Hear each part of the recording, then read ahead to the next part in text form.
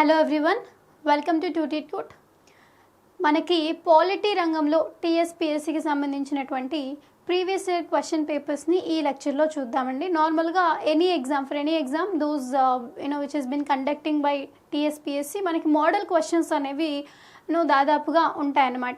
Like so almost all standards right. So మనకి previous year question papers బట్టి మనకు తెలుస్తుంది అనమాట. లైక్ ఏ టీఎస్పీఎస్సీ కండక్ట్ చేసినటువంటి ఏ ఇతరత్ర ఎగ్జామినేషన్స్కి అయినా కానీ సో మోడల్ పేపర్స్ అనేవి which will directors right. So అలాంటి మోడల్ క్వశ్చన్ పేపర్స్ అన్నీ కూడా with respect to polity so ఈ లెక్చర్లో మనం డిస్కస్ చేసుకుందాం. Right, will see the questions. Next, the term of the office of the governor of a state is. Okay, so సింపుల్గా చెప్పాలంటే okay so it is 5 years అండి. Okay, so president కానీ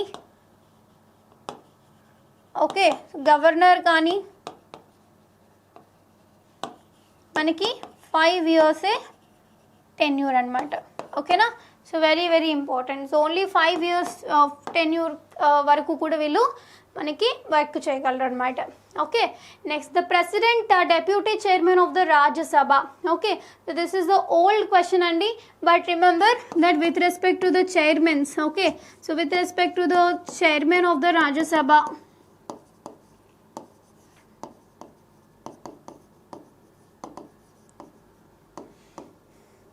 okay, so that is vice president. Okay, so with respect to the speakers కానీ deputy speakers కానీ ఓకేనా. So లేదు అంటే మనకి ఈవెన్ ప్రెసిడెంట్ కూడా అండి, ప్రెసిడెంట్ ప్లస్ ఇంకా one more important official that is chief justice of India. Okay, so chief justice of India very very very important personality.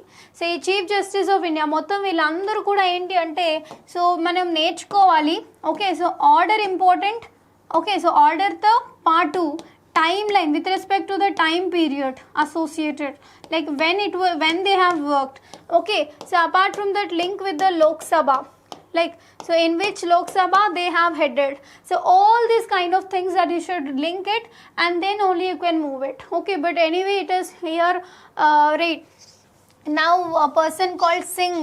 Okay, so he is ruling. So very importantly okay so మనకి question direction వరకు మాత్రం అంటే ఎలా అడుగుతారు అని చెప్పడానికి తీసుకున్న question అనమాట. Right, next, so the right to property under the Indian constitution. Right, so anyway initially so when the constitution and adopted, when the constitution was adopted. Okay, so adopted and enacted. Okay, so here constitution right to property is a fundamental right.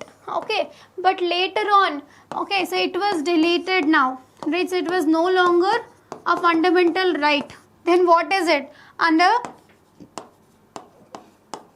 300 clause A, so it became a legal right now. Clear? So right to property is a legal right. Okay, so it is not a natural right, it is not a directive principle, it is not a fundamental right. So initially it is a fundamental right, but what do you mean by natural right? Like right to we can say right to have a clean environment, right to have right to enjoy the resources and all. Okay, so that comes under natural right. Right, so directive principles are again okay so in the kind of policy making. Right, so policy మేకింగ్లో ఉపయోగపడుతుంది అనమాట. ఓకేనా, so very important. Right, so okay so right to property under Indian constitution is a legal right, remember. Next, education in India is in state list, union list, concurrent list, residuary list. Okay, so మనకు తెలుసండి right. So obviously we know 7th schedule. Okay, so 7th schedule in constitutions. Okay, so మనకి state list అని చెప్పి, centre list అని చెప్పి, okay so concurrent list అని చెప్పి మనకి డివైడ్ చేస్తుంది అనమాట. అర్థమవుతుందా? So state list, centre list, concurrent list. ఒకవేళ ఈ 3 సబ్జెక్ట్స్ కూడా మనకి ఏవైతే ఉంటాయో ఏవైతే ఎక్కడ కూడా ఏ ప్రొవిజన్స్ అయితే ఎక్కడ రెండిట్లో మొత్తం 3 మెన్షన్ చేయరో వాటిని ఏమంటారు అంటే రెసిడరీ పవర్స్ అంటారనమాట. ఆ రెసిడరీ పవర్స్ ఎవరి కంట్రోల్లో ఉంటాయంటే again it is in the central government provisions అనమాట. ఓకేనా. సో మన ఇక్కడ ఎప్పుడైనా కానీ ఏదైనా ఒక సబ్జెక్ట్, ఓకే, సో మన స్టేట్ లిస్టా, సెంట్రల్ లిస్టా, కాంకరెంట్ లిస్టా, రెసిడ్యూరీ లిస్టా అనేది మనం ఎలా చెప్పగలము అంటే, ఓకే, ఫర్ ఎగ్జాంపుల్ ఇక్కడ ఎడ్యుకేషన్ అన్నారు, ఓకేనా. సో ఆర్ ఫర్ ఎగ్జాంపుల్ ఏదైనా ఎంప్లాయ్మెంట్ తీసుకున్నారనుకోండి, ఓకేనా.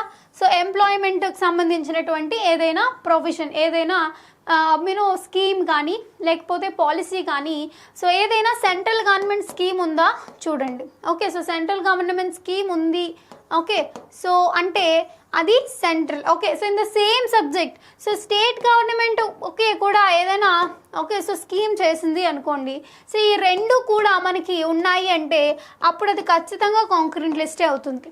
ఓకేనా. సో కొన్ని విషయాల్లో స్టేట్ గవర్నమెంట్ ఇన్వాల్వ్ అవ్వదన్నమాట, కొన్ని డిఫెన్స్ మ్యాటర్స్లో కానీ ఇలాంటి వాటన్నిటిలో.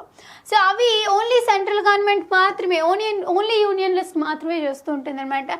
అదే రెసిడరీ లిస్ట్ కూడా, ఓకే, సో రెసిడరీ లిస్ట్ అంటే ఏంటి అంటే ఇప్పుడు రైట్, సో అది state with respect to state మ్యాటరే, ఓకే, అది స్టేట్ అఫైరే, కానీ ఒక పర్టికులర్ స్టేట్ అఫైర్ కాదు. ఓకే, సో ఒక 2-3 స్టేట్స్కి సంబంధించినటువంటి విషయం అనుకోండి, సో అప్పుడు కూడా ఎవరు తీసుకుంటారు డెసిషన్ అంటే సెంటరే.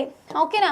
సో అలా చూసుకుంటూ ఉండాలన్నమాట. For example if at all any రివర్స్కి సంబంధించి, ఓకే, సో రివర్స్కి సంబంధించి ట్రైబ్యునల్స్ కానీ లేకపోతే ఏమైనా షేరింగ్ కానీ, ఓకే, సో లేకపోతే ట్రేడ్ రిలేటెడ్ వీటి మీద విత్ రెస్పెక్ట్ టు 2-3 స్టేట్స్ చేయాలనుకోండి, okay, so that comes under residuary list అనమాట. బికాస్ ఆబ్వియస్లీ ఇక్కడ okay so here the stakeholders are 2-3 okay states కాబట్టి ఆల్ టుగెదర్, సో అలా మెన్షన్ చేస్తూ ఉంటారు ఇక్కడ. ఎనీవే నేను జస్ట్ మీకు హింట్ ఇవ్వడం కోసం మాత్రం నేను చెప్తున్నానండి, బట్ బికాస్ మనకి ఇవే క్వశ్చన్స్ మనకి ఎగ్జామ్లో వస్తాయి అనేది అయితే ఉండదు కాబట్టి, so I'm telling you here question is education in India is in which list. Okay, so గుర్తుపెట్టుకోండి ఎడ్యుకేషన్కి సంబంధించి, because if you see national educational policy,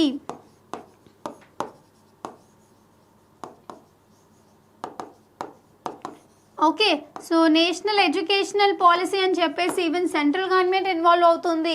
okay, so even state governments కూడా మనకి, ఓకే, సో స్టేట్ గవర్నమెంట్స్ కూడా నాడు నేడు అని, అమ్మ ఒడి అని కానీ, ఓకే, సో లేదంటే ఈవెన్ స్కూల్కి కూడా కొన్ని కిట్స్ కానీ ఇలా, లేదంటే ఈవెన్ స్కూల్ ఇన్ఫ్రాస్ట్రక్చర్స్కి సంబంధించిన బడ్జెట్ అలొకేషన్స్ కానీ ఇలాంటివన్నీ కూడా ఓకే సో చేస్తూ ఉంటారు. ఈవెన్ స్కాలర్షిప్స్, కొన్ని సెంట్రల్ స్కాలర్షిప్స్ ఉంటాయి, స్టేట్ గవర్నమెంట్ స్కాలర్షిప్స్ ఉంటాయి, ఇలా అనమాట. Okay, so anyway so answer is concurrent list అండి. ఓకేనా. Identify the incorrect statement with reference to RTI act. ఓకేనా. So promote transparency and accountability, contain corruption, ensure good governance, elicit information from the people. Okay, so identify the incorrect statement. Okay, so what they have asked, so తప్పుగా మనకి ఏవైతే ఇచ్చాడో అవి మనకి గుర్తుపెట్టమన్నాడు. So promote transparency and accountability ఖచ్చితంగా ఉంటుందండి, because RTI వచ్చిన తర్వాత మనకి ఈవెన్ రిసోర్సెస్ కానీ అసలు వర్క్ కానీ ఎంతవరకు జరుగుతుంది, ఈవెన్ ఎంజీ నరేగా వర్క్స్లో జరిగినటువంటి చాలా స్కామ్స్ అన్నీ కూడా even with the effort of the right to information act మనకు వచ్చాయి. ఈవెన్ చాలా స్కామ్స్ కూడా మనకి జరిగినప్పుడు okay so right to information act weapon అనేది even not just educated people, even press వాళ్ళు కానీ, okay so even some active society people అనమాట. Okay so civil society associations కానీ, ఓకే సో ఇలా చాలామంది యూటిలైజ్ చేసినటువంటి వెపన్ ఇది. ఓకేనా. So contain corruption. Okay so RTI మన అంత గుడ్ ఆబ్జెక్టివ్తో స్టార్ట్ అయిన దాంట్లో కరప్షన్ ఉంటుందా అండి? ఓకే సో మరి తప్పే కదా. So ensure good governance, obviously this statement is correct. Elicit information from the people. Okay so yes this is also very importance. Okay so contain corruption. Okay so ఇది తప్పు statement ready. So answer is okay మనకు కావాల్సింది ఏంటి, తప్పు statement మాత్రమే వాడు అడిగాడు కాబట్టి so answer is this. Clear?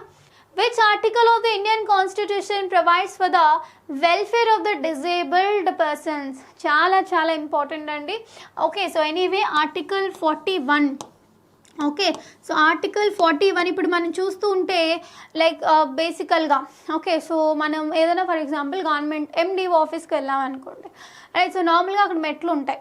Okay so ఒక పక్క మెట్లు ఉంటాయి, ఒక పక్క ఒక జారుడుగా ఉండేటటువంటి ఇలా ఓకే. సో ఒక మెట్లు ఉండవు అనమాట దానికి. సో కొంచెం ఇలా ఉంటుంది, ఎందుకంటే ఈవెన్ డిజేబుల్ పర్సన్స్ కూడా they should access the offices of MDOs and all. If you see మనకి you know MDO, MRO, even group 1 of ఆఫీసెస్లో వీటన్నిటిలో కూడా మనకి డిజేబుల్డ్ వాళ్ళకి ఒక పర్టికులర్ సెక్షన్స్ అనేవి మెన్షన్ చేస్తూ పోతారు, రైట్? బికాస్ ఈ how come if they have selected, right? So when they are actually doing the service, right? So మనకి వర్క్ చేస్తున్నప్పుడు so they should definitely have to feel comfortable. కాబట్టి so అలాంటి వాళ్ళ కోసం కానీ, యాక్సెస్ చేసే వాళ్ళ కోసం కానీ, ఓకే, సో డిజేబుల్ పర్సన్స్ కోసం ఖచ్చితంగా ఒక కైండ్ ఆఫ్ ఇన్ఫ్రాస్ట్రక్చర్ కానీ, ఓకే, సో ఈవెన్ వాళ్ళకి హెల్ప్ కానీ ఖచ్చితంగా ఉండాలి, okay. So from the government side అని చెప్పేసి, ఓకే, సో మనకి it is a directive principle, okay, so which is very very important. Anyway answer for this is article 41 అండి, okay. So ఎప్పుడు కూడా మనం గుర్తుపెట్టుకోండి, if you see article 42 uniform civil code, article 51 promotion of international peace and security, okay. So article 42 కూడా మనకి just and provision for the మనకి early childhood care కానీ like persons who have who got delivery, like maternal women కోసం, okay. So ఇలాంటి వాళ్ళందరి కోసం కూడా work చేయమని అనమాట, రైట్? సో ఇక్కడ క్వశ్చన్ ఏంటంటే welfare of the disabled persons, కాబట్టి answer this article 41, okay. So options ఇలా దగ్గరగా వచ్చినప్పుడు until and unless if you are clearly know what it talks about the particular article, you cannot even find, okay. So ఇలాంటి చిన్న confusions avoid చేయడానికి డెఫినెట్గా మనం articles నేర్చుకుంటూ ఉండాలన్నమాట, okay.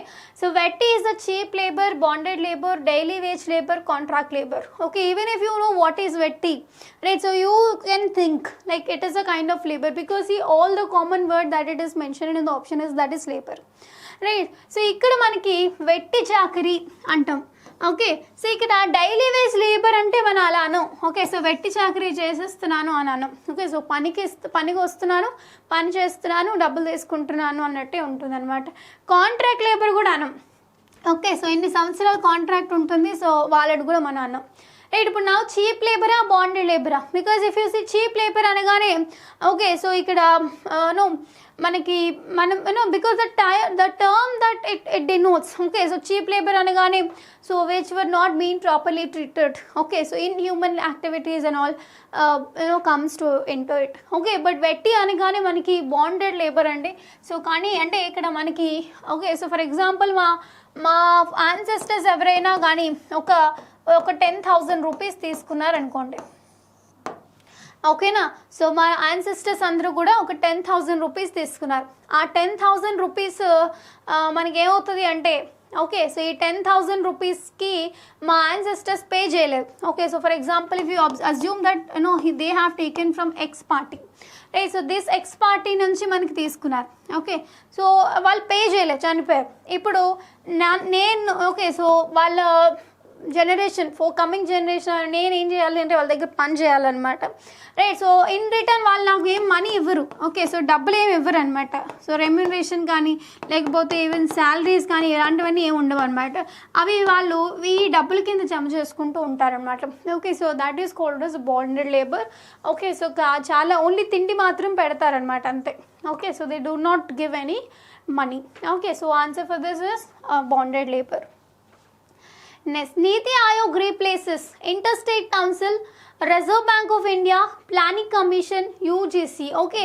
See, these are very very basic questions here, okay. So even the standards very lower examinations లో మనకి ఇలాంటి క్వశ్చన్స్ అనేవి వస్తూ ఉంటాయి, ఓకే. సో మనకి నార్మల్గా if you see groups exams and all, so the standard was completely increased. So you need to give up your best. Is that very clear?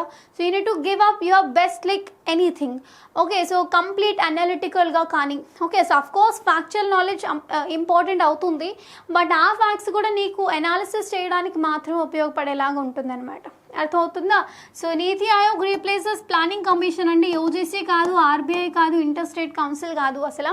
So సింపుల్గా just మనకి తెలుసా లేదా, ఓకే. సో ఇలాంటి questions కూడా నార్మల్గా ఎగ్జామ్లో చాలా మూలకి, ఓకే, ఒకవేళ మనకి బుక్లెట్ ఏమైనా ఇస్తే చాలా లోపలికి ఇస్తూ ఉంటారు, right? So do not come to a conclusion that పాలిటీలో ఇలాంటి చిన్న క్వశ్చన్స్ కూడా వస్తాయి. So I can crack it like with in even without any coaching, no అండి. So coaching definitely requires you to find a way, like ఎలా prepare అవ్వాలి అని చెప్పడానికి ఒక మంచి మీకు దారి వేయడానికి మీకు హెల్ప్ అవుతుందన్నమాట.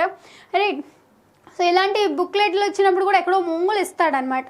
ఓకే, సో మనకి చాలా టఫ్ క్వశ్చన్సే మనకి ఎగ్జామ్లో ఎక్స్పెక్ట్ చేయాలి. బికాజ్ అంత స్టాండర్డ్ మీరు మీ ప్రిపరేషన్లో మెయింటైన్ చేయలేతే మీరు ఎంత కష్టమైన ఎగ్జామ్ అయినా కానీ క్రాక్ చేయగలుగుతారు అనమాట. ఓకేనా, be confident, be happy. Thank you so much.